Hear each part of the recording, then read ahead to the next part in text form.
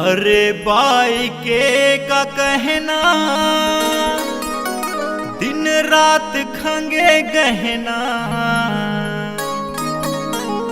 अरे भाव भरे भारी, चाहे गोरी हो या कारी, कोनो तिहार से कम नहीं है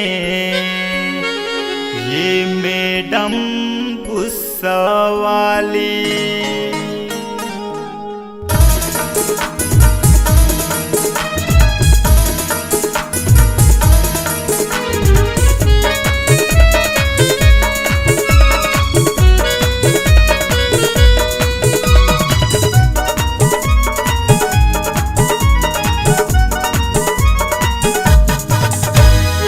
हफ्ता में 3 बार, महीना में कई बार, हफ्ता में 3 बार, महीना में कई बार, 6 महीना के बदना बता लेना रे। पूरा साल के तिहार ये ते मना लेना रे। गोरी गाल के सवाल ये ते मना लेना रे। हफ्ता में 3 बार, महीना में कई बार, हफ्ता में 3 बार, महीना में कई बार, 6 महीना के बदना बता लेना रे। पूरा साल के तिहार ये है मना लेना रे। गोरी गाल के सवाल ये है मना लेना रे।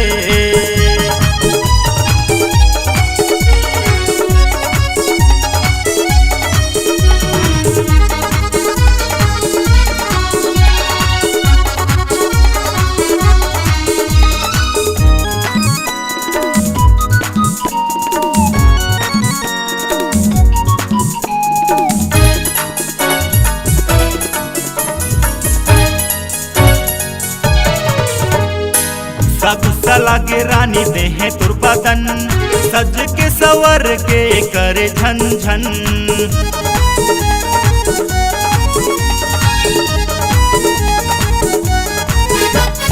गुस्सा गुस्सा लागे रानी दे है तुर बदन, सज के सवर के करे झन झन, करे झन झन।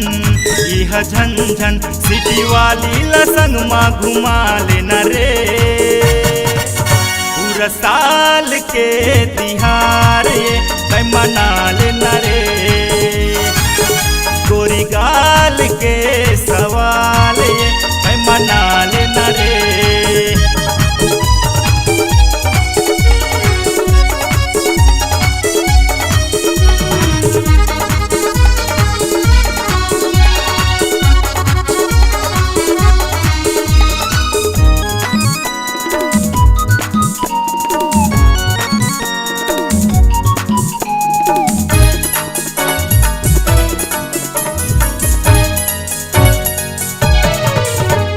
छोटे छोटे बात माँ मुँहला फुलाए, बाहर वाली के ताना दे के चिल्लाए।